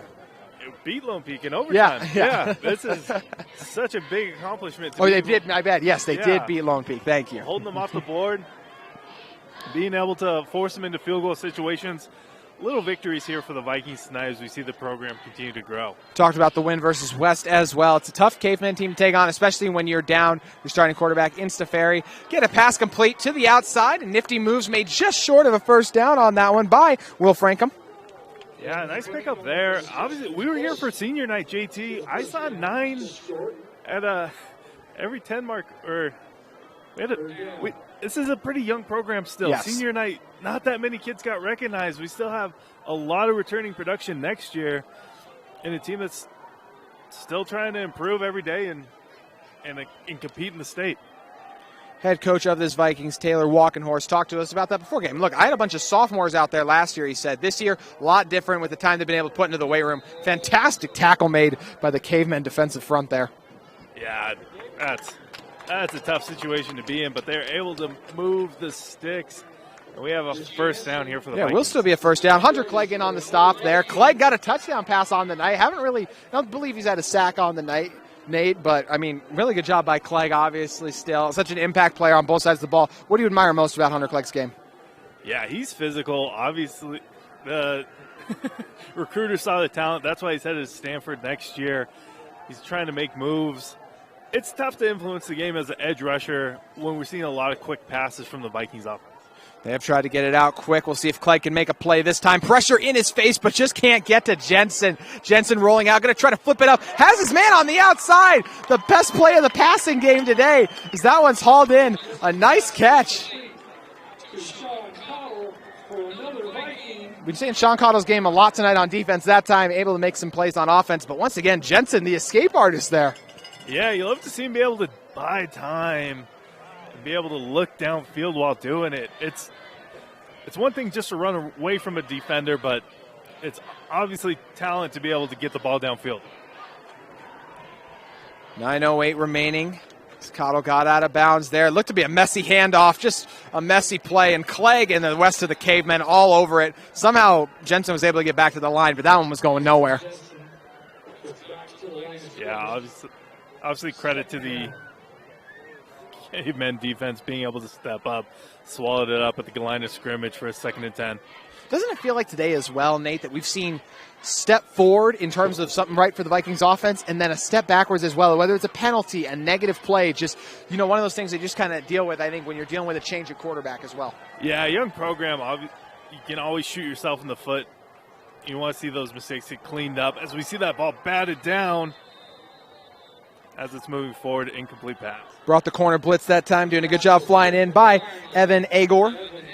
Agor, a guy, too, he's right up there towards the top of this American Fork team in terms of led tackles as well. Makes his impact there. Felt with the pass deflection. Seeing a change of personnel here for the Vikings as they are facing a 3rd and long. Taking off Will Frankham, who's one of the most exciting athletes on the Viking offense. Yeah, Frankham, the reason they got a first down on the previous one. 2 negative plays made it 3rd and 10. Or I guess 2 plays of no gain, to be correct. This time we see Jensen drop back. They set up the screen. How about Clegg flying in the long reach, swats it like a shot. 6'4", 235, hot knife through butter, flying into the backfield. And it's going to send out the Vikings punting unit once again. And, it's one of the situations. Look, 8:23 left. Is that one you do maybe think about going for, just in terms of if you want to win the game, you probably have to have it there, or it is going to be 4th and 10 then? You haven't really been able to move the chains as well, but it's a tough thing, right? Because with 17 minutes left and only with 17 nothing deficit, excuse me, as I get tongue-tied, it's 8:23 left, not a lot of time left. Yeah, Vikings punt this away. Good bounce for the Vikings. And just be down right at the 30, but do you think it is the right call to punt there? I don't hate it. 3rd or 4th and 10 that's a lot of yards. We haven't seen them successfully challenge the Cavemen secondary. It's a lot of outside passes, not a lot down the field. Save yourself risk a turnover, punting away. Give the Cavemen a long field. You've been able to hold them just to a field goal on the last drive. Hopefully you're able to do it again. Once again, Nick Stefari out here. His status TBD for their upcoming game next week. Doesn't get any easier for Pleasant Grove, unfortunately. Skyridge and Corner Canyon, 2 of the top 3 teams in the state, you could realistically argue. Segura charges ahead, but then you can hear the pads popping on that one as he's dragged down. Yeah, it's fun to see late in the game, still hearing the pads pop. Everyone's still fired up to be playing football tonight. For the Cavemen, they're going to close out the season versus Westlake. The team Pleasant Grove beat 7-0 last week, and then they'll close the season out against rival Skyridge as well. How do you see the rest of the Cavemen season panning out? You know, they're moved to 6-2 after this one tonight, and a very winnable game against Westlake, especially at home, but then go on the road to Skyridge, who, especially by then, McKay Hillstead could be back from the ankle. Yeah, that's a situation where we could be seeing the playbook looking a little vanilla tonight, and maybe next week as well, as they might be saving something for that rivalry with Skyridge. Watts cuts it back to the inside, but then tackled, brought down for a short gain, and it's been a defensive battle this second half, honestly. I mean, you look at it, yes, the Cavemen, their first drive marched it all the way down the field, but had to settle for the field goal, so weren't able to punch in the points, and now we see on 3rd and long again. And, you know, from the Vikings' perspective, look, 2 tough games, obviously, for next week, but if you are Coach Walkenhorst, how do you keep this team locked in, as well as how many times have we seen Westlake go winless in region play, then even last year go on the road versus Roy and get a win? Yeah, it's been great to see this program be able to blossom. You're going to have a lot of film to be able to coach guys on next week as we almost see an interception. Yeah, talk about the play on that one there, Nate. You're doing a great job. Was Gabe McCoy flying over. Obviously, as defender, getting your hand on the ball is the most exciting thing. You'd love to see him haul it in, but an incomplete pass on 3rd down is a win. 6:47 left with a turnover, and the short field advantage at the 40 turns into a very different game if he is able to take that one. Just a tough one. Edwards just a little too far in front of Roberts on that one. And, hey, speaking of Trey Roberts, he's going to punt it away. He's waiting for a little bit long, then eventually kicks it. Nearly had it blocked. We'll see what the bounce this one takes. Pretty much just bounces and dies. Don't see that one a lot. I think Moose would be a fan of that one, don't you think? Yeah, we have a Viking offense starting on the 35-yard line. Hopefully you see him take some shots down the field. Expect to see the Cavemen defense play a little bit deeper in the secondary as they want to keep Vikings with a 0 on the scoreboard. Couple scores for you right now. First, we'll start with the Region 4-1s. Corner Canyon's up on Westlake 21-0 at the moment, going around as well. You guys know what the score is here from American Fork. In terms, Lowton Peak up to a 16-3 lead over Skyridge. That's a little bit of a surprise. It's big news. Yeah, that's exciting. Not sure if, as we see this one go to the outside for a nice gain. Not sure if Trent Call's playing in that Skyridge game as well, or if it is McKay Hillstead. Got to believe it is still Call, though. Yeah, big play there for Jensen. Able to slip out between the trouble that we had there from the Cavemen defense, be able to find a wide receiver in the flat. And we have 2nd and 5. Manageable situation here. Indeed it is. Like you mentioned, 6:08 to play. A little bit of momentum for this offense. All the starters, of course, still on the field, as it is just a 17-0 game. It's still within reach, but got to get your offense going if you want to trim into that. See the give to Christiansen. Charges ahead. Gain of about 4 on the play. Yeah, 3rd and 1. This is really heating up for the Vikings as we see Walkenhorst calling out It looks to be a little bit more meat with the tight end, be able to punch this ball up through the middle. Saw him go with almost the wishbone-looking offense earlier. We could see that again as well, Nate. Yeah, we've seen success with these power runs. It looks like that's what we will see here. So with 5:27 left, see Jensen under center. 3rd and 1. Give it. Christiansen trying to charge ahead and falls forward for the first down. He'll get just enough to have it.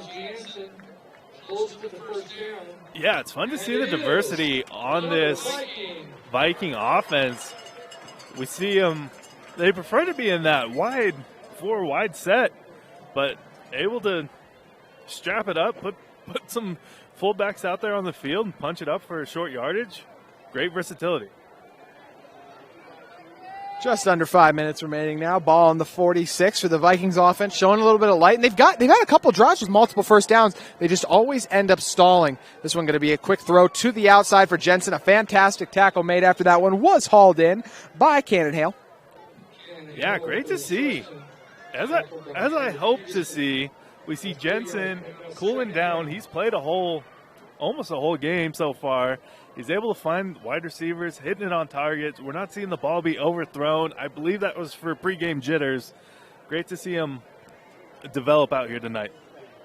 As you mentioned, really has gotten better as the game wore on. I feel like, those first 2 drives, both 3 and out. Since then, for the most part, it's been at least a couple first downs in it. See what PG can do with it here. Blitz shows. It's picked up well. Sends it to the outside, and that one thrown a little too high. It was actually nearly intercepted, as Aiden Cage would have had a chance to take that one back for 6 if it bounced a little higher. Yeah, talking to Coach Walkenhorst before the game, he mentioned he wanted to play to Jensen's strengths and obviously keep the defense off his weaknesses. I think we've seen a great display of talent here from the sophomore tonight. Definitely got a bright future going forward for this team. Still such a young Pleasant Grove team as well, and just an incredible turnaround in week 2. Once again, already quadrupled your win total from a year ago at just the 1. So nice opportunity and a building step going forward, and still an opportunity to get a playoff win postseason, as well as 2 regular season upsets. Go to the outside, get it along the sideline, pushed out of bounds. After hauling that ball in was Matai Brown. Yeah, it's been fun to see these tight end sets. Matai Brown able to haul that one in. 3rd and 5 4th and 5. Tough situation. It looks like the Vikings are willing to take a shot at it. Love to see it. This is a team that's punted on a lot of 3rd downs today. With 4:06 left to go in this one, what do you got to lose, right, Nate? Yeah, this is just a building opportunity here. The crowd fired up as the cheerleaders are running. Yeah, they're throwing T-shirts around. T-shirts into the stands. I think they're more fired about the T-shirts in the 4th down, but we'll say it's for the 4th down. Jensen, Clegg broke through. It's intercepted. The first interception of the night by either team belongs to the Cavemen, and that looks to be the final nail in the coffin. Yeah. Big-time pick. Number 5, Cale Burrows, able to drop back in the hole, be able to pick that one off for the Cavemen.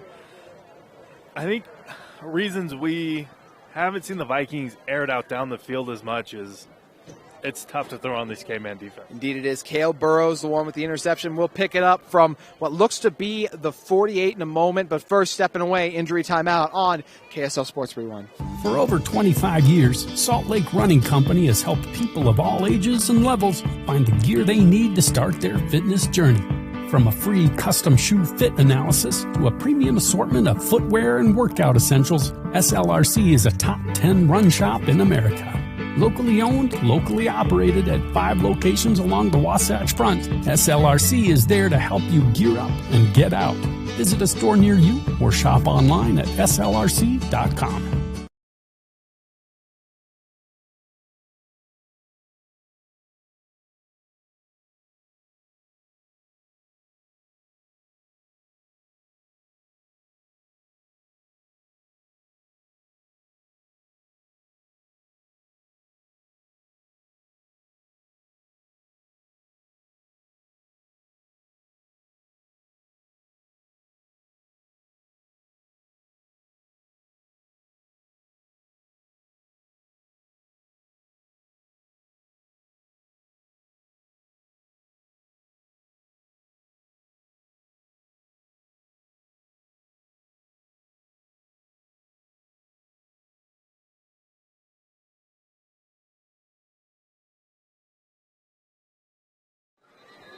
There were 2 injured players on the field, both able to get up and walk off as well. So 3:59 to go, and Cale Burrows had that interception, and what a big-time play it was. Burrows is actually the one who was shaken up as well. Glad he's able to get off a little bit as well. But what did you see on that play by Burrows? Because it was a fantastic one. Yeah, he just dropped back into his zone, read the quarterback perfectly, had the hands to haul it in, and he puts his offense back on the field. Great play. And only maybe 1, maybe 2 first downs needed to really end this game, and we'll see if that could be the ending night for Jensen.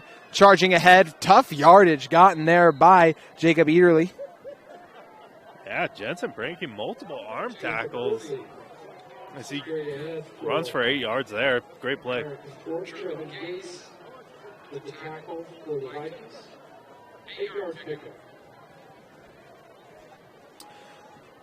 So 2nd and 2 off the 8-yard pickup. Champion Edwards and the Cavemen looking like they're ready for a win. And are you concerned at all by the Cavemen's lack of offensive production in the second half, or do you think it was just a term of red zone execution? It's the first drive of the second drive of the game that they got, or the first drive of this third quarter. Excuse me. They marched all the way down, just couldn't cash it in. Yeah, it doesn't. I guess we'll have to see. I think right now we've seen a very vanilla offense from the Cavemen as they have some pretty tough. You feel like they were playing not to lose more so than to win? Yeah, this might be a little bit more of a business trip mentality for the Cavemen tonight as they taking care of business. Clocked in at 7. Going to clock out a little bit past 9, but that was the goal. 2:55 to go after that first down run by Watts to the outside. See that bunch receiver set once again. Surprised to see the Cavemen air it out here, but see if Coach Beam wants to get one more touchdown into the end zone. Yeah, we've seen him run directly into that wide receiver bunch, hoping that they pick up blocks. Edwards thought about pulling it, instead gives it to the inside, but Vikings all over it and drag him back for the minimal gain. Erdley on the carry again. Yeah, I love to see the amount of read option at the high school level, JT. It's a fun wrinkle that just opens up opportunities to make defenders play out of position and break off big chunks of yards. So 2:07 to go. Cavemen saying we got all the time in the world. Now 1:58, probably going to have to run 2 more plays. Don't think they'll take a knee quite yet, although honestly they could if they really wanted to.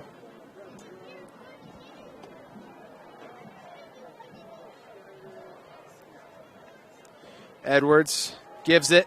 Early ahead. And dropped. Vikings once again can surge on the tackle. Yeah, it looks like we still have 3 timeouts here for the Vikings. Tough to start taking these this early. Still need to keep making the effort to run the ball up between the tackles, trying to move these sticks. Yeah, I'd be surprised to see him used here, but you never know. Cavemen using all the time they can. Time not of the essence for them. Cavemen student section get going. I do believe we will win chance as they look to be in a good position to this one. Might face 4th down if they can't get it here. See if Edwards decides to keep it. He's picked up a couple with his legs already today. Instead gives it to Eaterly and dropped by the Vikings. Get a stop. Yeah, swarmed up. Vikings were able to react perfectly to the play as we see a loss of 1 and a 4th down for the Cavemen. So Cavemen going to have to run one more play as it's about an 8-second difference. Play clock, or actually they just turned the play clock, but that play clock's still on. One of the play clocks got turned on, the other's still off. At the moment, I think it's just good. They're just going to let it expire. So we'll see how it ends up wrapping up here. Instead, and now we have whistles being blown. So I think the play clock was supposed to go. So I think that's going to cause a little bit of confusion as well. Figure this one out. Everyone's heading for the exits, though, in this one as it is over. But what's the biggest thing you're going to take away from this Caveman performance? Yeah, this is definitely a tough team. Any given Friday, they have the capabilities to pull out the W, JT. It's a fun team to watch as they had a variety of plays that they were able to come out with and a stout defense that didn't want to make any mistakes. Looks like we're trying to sort things out now. Both coaches being discussed about the potential issues that may have happened, and then talk about the Vikings as well. Obviously, lose to Stafari. That's a tough break. Jensen comes in, struggles a little bit, but overall still moved the ball as well. Saw the running game go in a couple spots. How do you feel about them going forward? Yeah, heads are still hanging high on the sideline. This wasn't a game that you would chalk in as a win preseason, but a game that you just hope you fought and didn't get blown out. 17 points on the board, little victories as they continue to grow this program. Those little victories go a long way, as you mentioned. That's for sure. Looks like we're resetting the clock at the moment, or now they're going to run it. So 21 seconds left. I mean, we got coaches, we got trainers on the field. So, like I said, I thought there was a play clock issue on there. Either way, it's going to end. One thing's for sure, Cavemen going to get a win. And don't call me Shirley. But the American Fork Cavemen are going to get a 17-0 win over the Pleasant Grove Vikings. Going forward for the Cavemen, have Westlake on deck at home next week. They'll return there. Very winnable game for them. Then go on the road to Skyridge. We mentioned Skyridge struggling a little bit with Lone Peak. And then looking at it from the perspective of the Vikings, they got to take on Skyridge coming up, as well as Corner Canyon. So interesting standpoint for both these teams, and we'll see how it plays out going forward. But Nate, your final thoughts? Yeah, final thoughts. Last year we saw this game 40-0. Now we see it this year 17-0. Progress for this Pleasant Grove program, and still another strong representation from the Cavemen. Fun night to be here with you, JT. It's a great one, Nate. That's going to do it for us on KSL Sports Rewind here at Pleasant Grove High School. Your final, the American Fork Cavemen 17, the Pleasant Grove Vikings 0. For Nate Carter, for our great cameraman Tino, for all of the fans that we were amongst in the crowd with tonight as we watched this one from the bleachers, we thank you for welcoming us into Pleasant Grove, into your homes as well, and have a great night. Thank you for watching KSL Sports Rewind, and have a great weekend.